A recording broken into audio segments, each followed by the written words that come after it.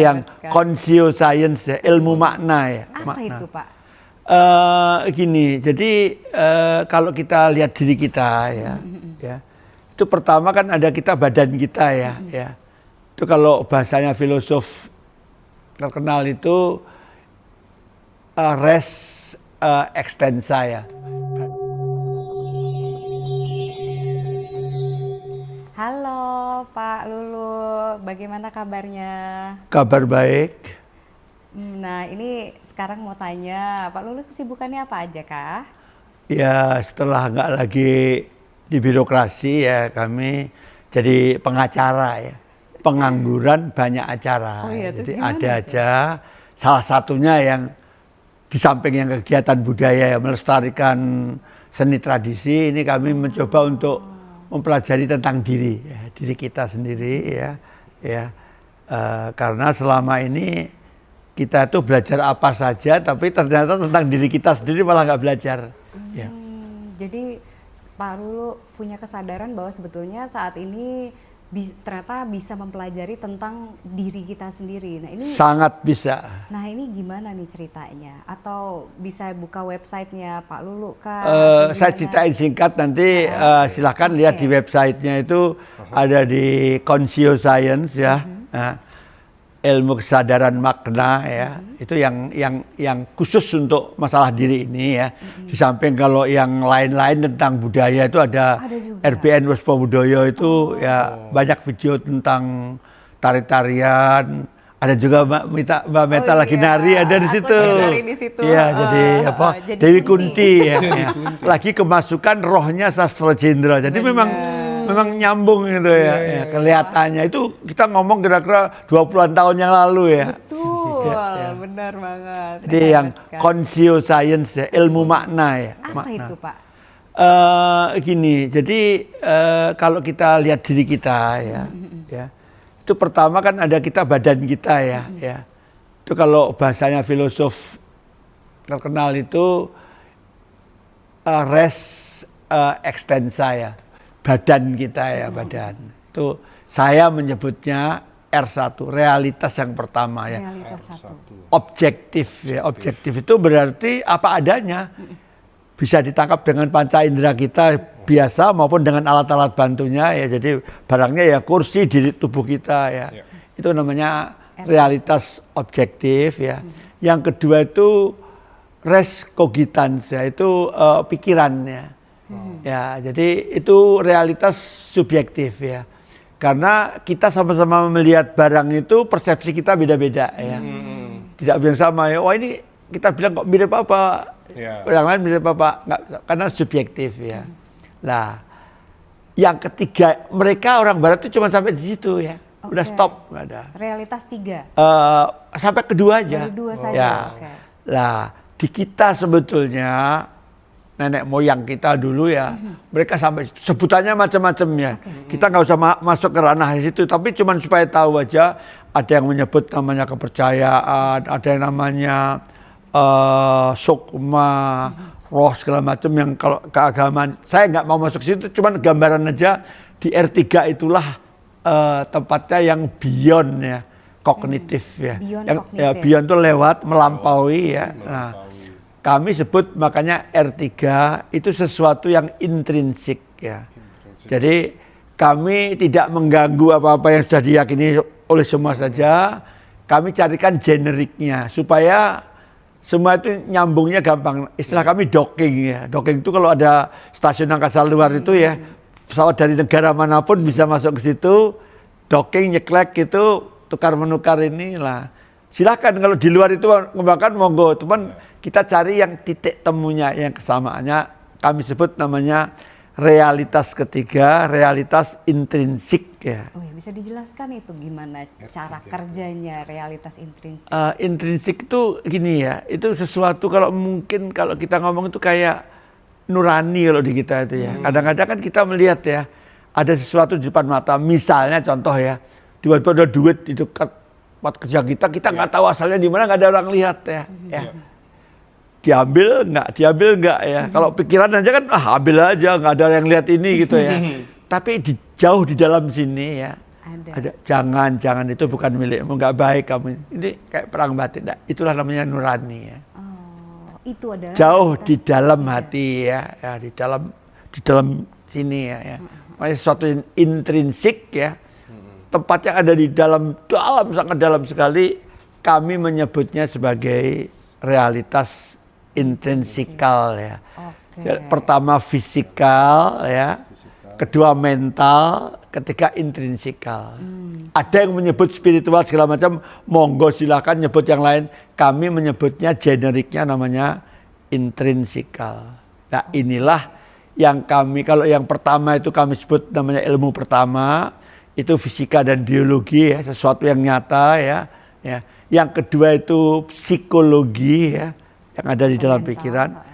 Yang ketiga kami sebut namanya konsiologi ya, pengetahuannya namanya konsio-science ya. Konsio-science. Nah, konsio-science itu sebetulnya artinya apa sih?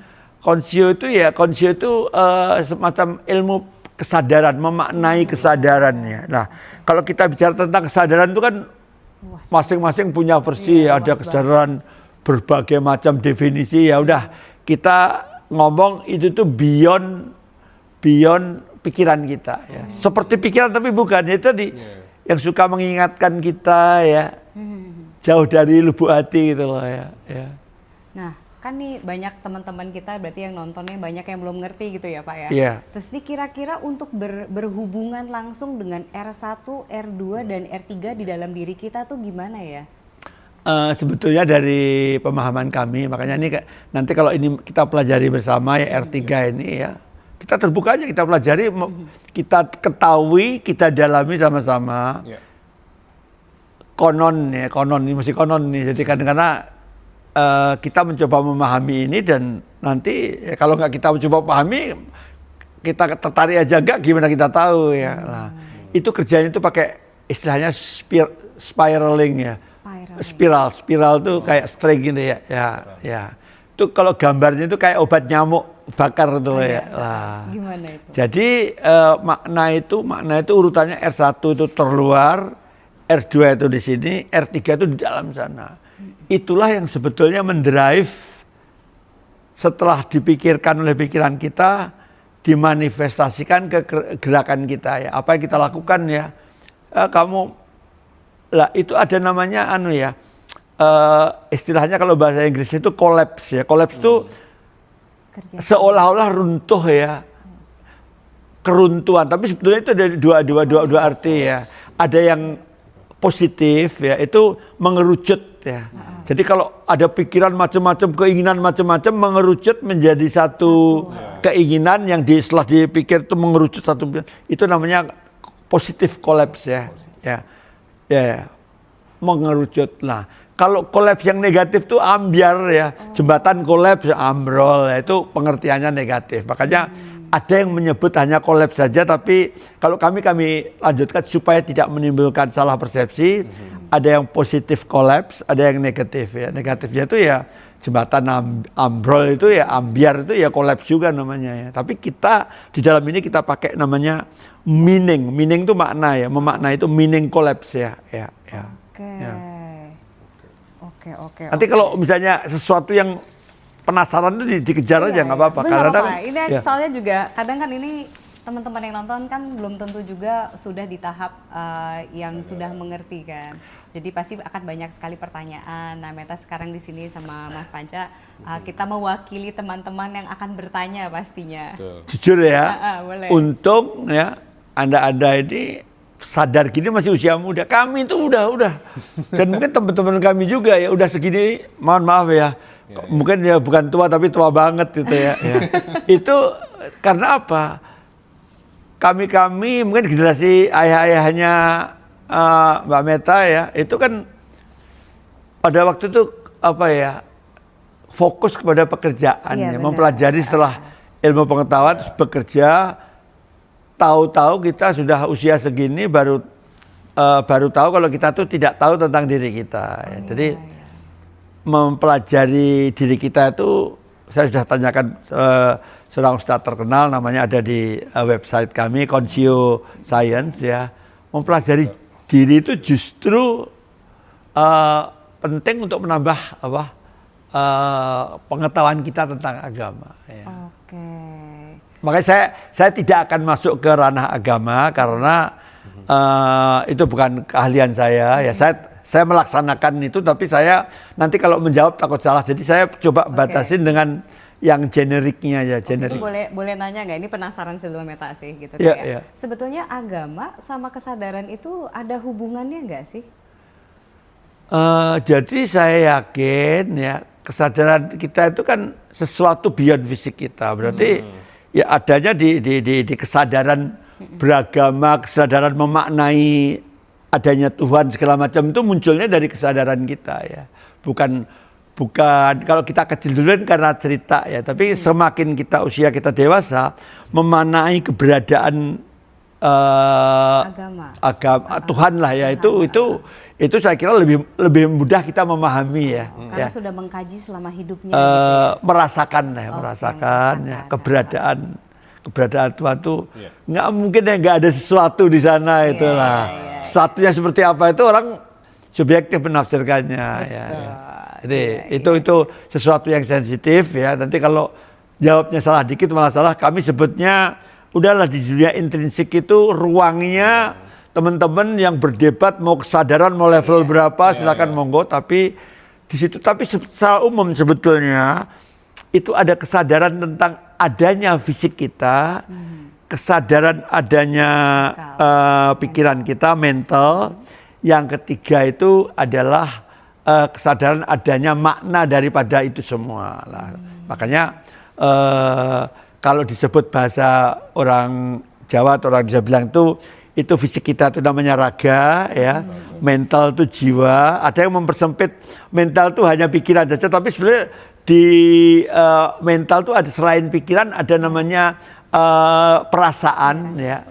Nah ini bedanya rasa sama rasa ya. Rasa itu alat pengecap pakai apa itu? Ya misalnya rasanya asin, rasanya manis. Kalau rasa itu ya lebih kepada perasaan. Rasa yang dalam hati itu di dalam ini ya. Berarti rasa dan intrinsik adalah hal yang berbeda? Rasa sama rasa ya, hampir sama kebetulan ya. Makanya kami nggak menyebut itu, sebenarnya kami sebut intrinsik aja. Nanti kalau rasa itu kan bahasa Jawa ya, di Indonesia kan rasa dikira rasa yang lidah kita. Nah, jadi inilah kami membiasakan dari kami yang dulu namanya Diripedia. Diripedia itu asal muasalnya kami mempelajari tentang diri. Pedia itu pengetahuan. Ini belum ngomong konsio nih ya dari awal ya.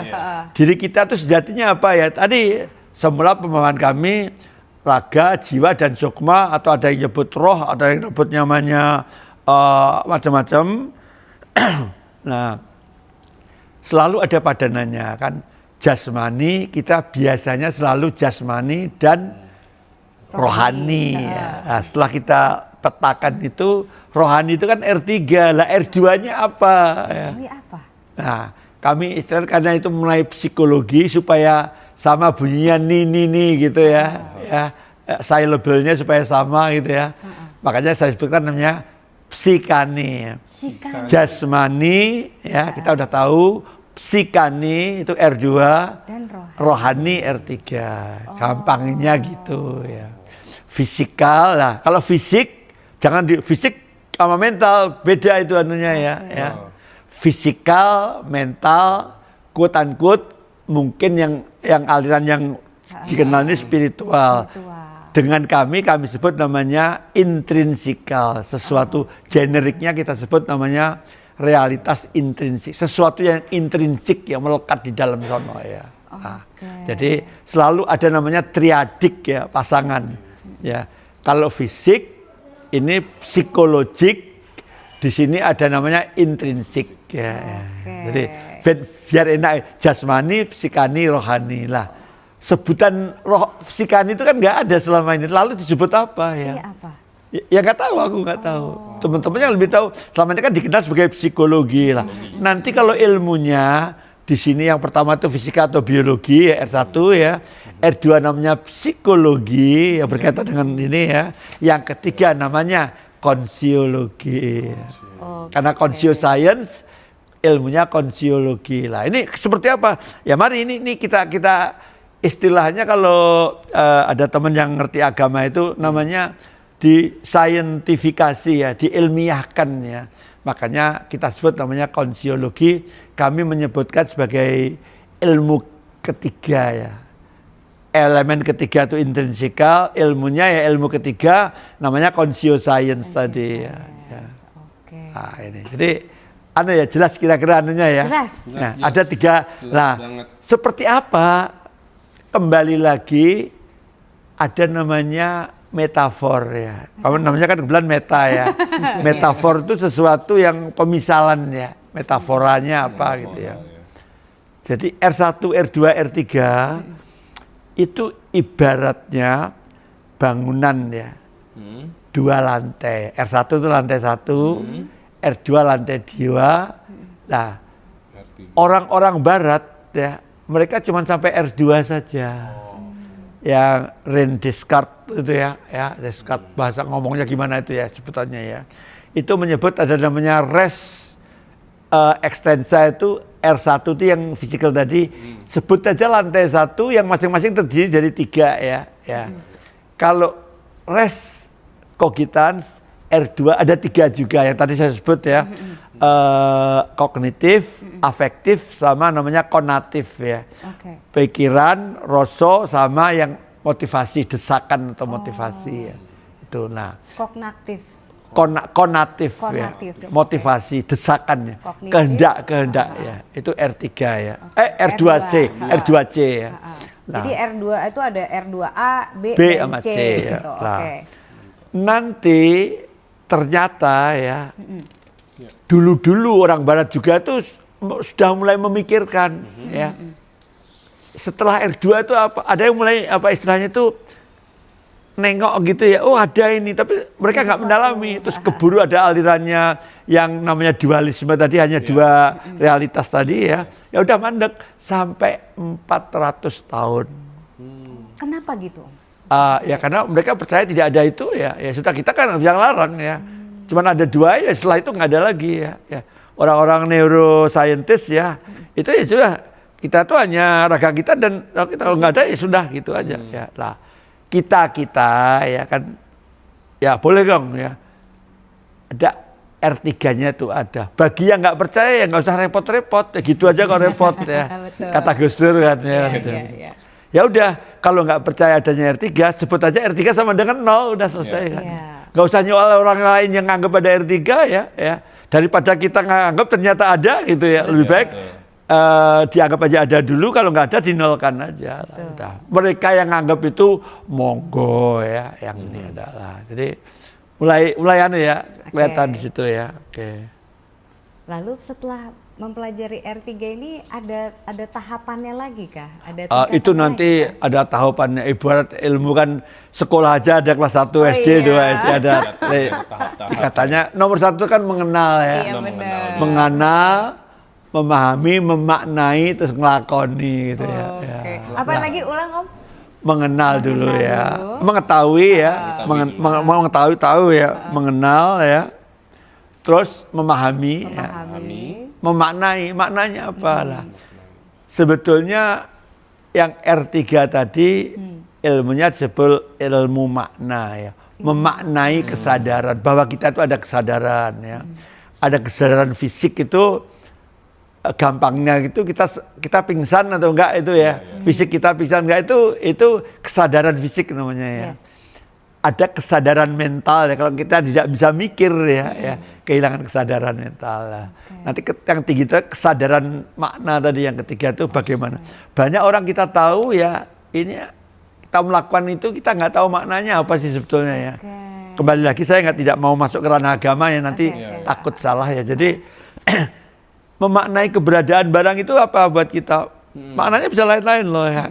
Jangan-jangan di dalam itu ada makna ya yang kita belum tahu lah. Nanti semakin kita sering mempelajari itu, kita tahu oh ya banyak oh-nya ya. Oh panjang sekali, ternyata maknanya seperti ini. Jadi yang lebih sesuatu yang lebih di agama disebut hakikat ya, hakiki ya. Sejatinya apa sih sejatinya ya? Di balik pikiran tuh Di balik barang, di balik pikiran itu sejatinya apa itu.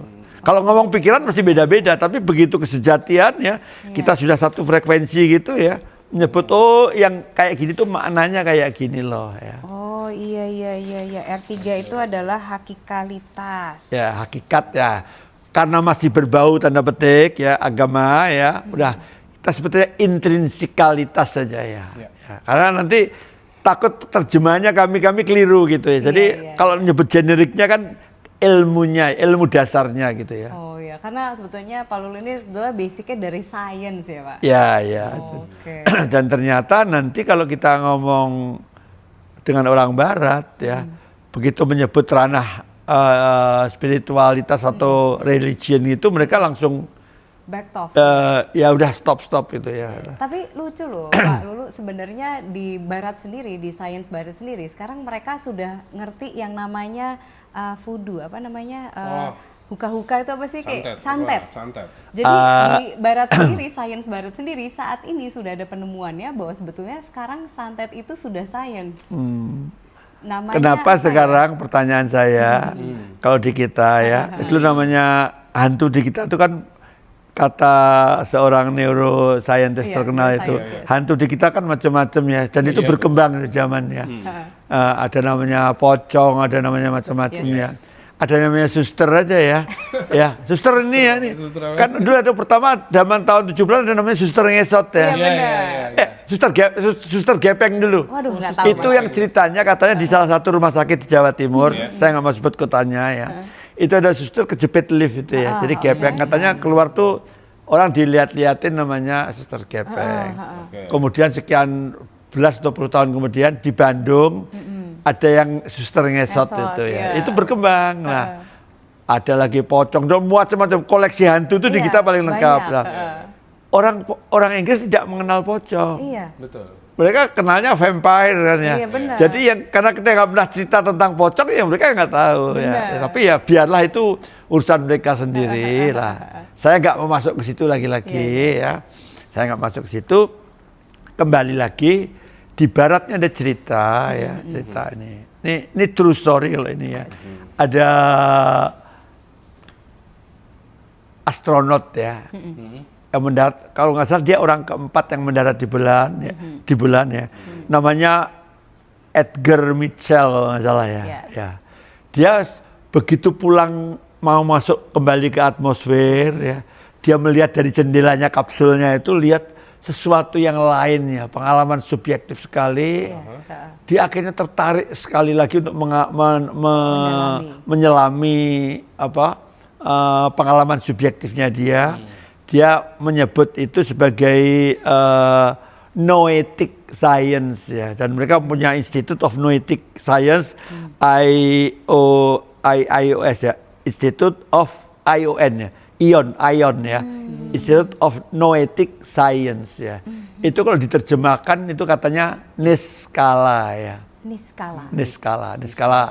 Saya juga baru-baru dengar itu ya. Ternyata saya ada memberitahu itu skala itu yang sesuatu yang bisa diukur ya. Ya. Kalau niskala itu kayak tidak bisa diukur gitu. Jadi sebetulnya kalau kita memaknai bahasa-bahasa itu ternyata di balik bahasa, di balik simbol-simbol itu ya, itu ada maknanya. Ya. Kita nggak tahu karena nggak pernah belajar, ya gimana tahu. Kan ya. sebetulnya kalau di Inggris sendiri ya, di apa bahasa Inggris sendiri, kenapa kita dibilangnya spell? Karena spelling kayak apa witchcraft gitu, spelling gitu. Jadi whatever we say, apa yang kita ucapkan, apapun itu kan adalah sebuah vibrasi dan frekuensi yang ternyata mempengaruhi diri kita sendiri. Jadi sebuah kata itu sebetulnya punya arti yang sangat kuat, sangat apa ya, mempengaruhi hidup kita gitu. Apa benar kan? Saya setuju sekali ya. Makanya kalau teman-teman yang belajar budaya pasti belajar teori unsur budaya itu ada 7 yang kuncara ningrat ya. Kata aslinya disebut namanya pertama itu adalah kepercayaan ya. Ini kata aslinya ya. Kedua adalah mata pencaharian ya. Ketiga itu adalah pengetahuan ya. Ilmu pengetahuan. Keempat teknologi. Kemudian bahasa ya. kemudian keindahan seni ya. Jadi seni itu hanya aspek keindahan dari budaya lah. Saya kebetulan penggiat budaya juga, saya kembangin ya. Sebetulnya kalau dipikir-pikir ya, namanya mata pelajaran itu kan ekonomi ya, tatanan ekonomi. Ini yang pertama lagi ya, yang Tuhan itu kan sebenarnya kan di atas ya. Lah yang kedua tatanan ekonomi, tatanan sosial itu tatanan sosial yang ini ya. Kekerabatan sosial ya. Lah ini namanya pengetahuan, teknologi, ada bahasa, ada seni. Kenapa bahasa masuk? Ternyata di dalam bahasa itu maknanya macam-macam tadi, berbagai makna itu muncul. Kita nganggap bahasa itu hanya komunikasi biasa, ternyata ya di dalam bahasa-bahasa tinggi itu artinya bisa macam-macam ya. Bahasa Jawa aja nyebut makan itu kan mulai dari paling kasar sampai paling halus itu ada 5 atau 10 tingkatan kali ya, mulai dari ya udahlah nggak saya sebut lah, kasar sekali sampai halus sekali ya. Itu perbedaannya apa? Apa dia mempengaruhi diri kita kah? Atau? Jadi lebih pada cara penyampaiannya. Yang kalau ngomong kalau sama anak-anak ya ini bahasa anak, bahasa layeringnya itu. Tapi sebetulnya itu cara menyampaikan message ya. Nah, kalau bahasa sekarang bahasanya udah nggak pakai lisan ya, bahasa digital ya. Oh iya, gambar kue. Kan kita waktu itu belum ada digital. Sekarang udah nggak ngomong pakai jari-jari ya. Malah sekarang yang teknologi ini ya lagi dikembangkan ya, lagi dipikirkan tuh kita nggak usah ngomongin langsung bayangkan itu yang namanya nanti kalau dunia AI itu sudah menyatu ya. Saya menyebutnya namanya gabungan hybrid antara manusia dan cyber. Istilah kami manusiber. Manusia cyber. Kalau diinggriskan ya man ya, manusia man ya. You cyber ya.